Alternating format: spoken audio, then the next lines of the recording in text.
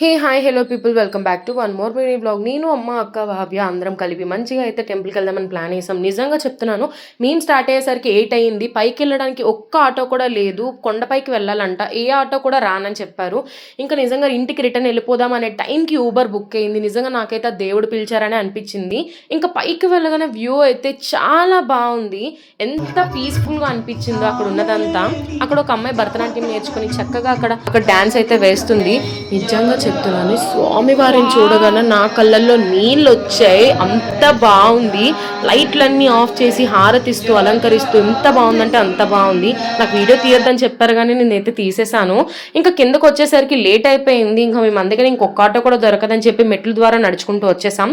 ఇంకా అలసిపోయామని చెప్పి నా చిట్టిలో ఒక కొబ్బరి బొండం, మా చెల్లి చిట్టిలో ఒక కొబ్బరి బొండం వేసేసుకొని సోడా తాగేసి ఇంటికి రిటర్న్ అయిపోయాం. Thanks for watching. బాయ్.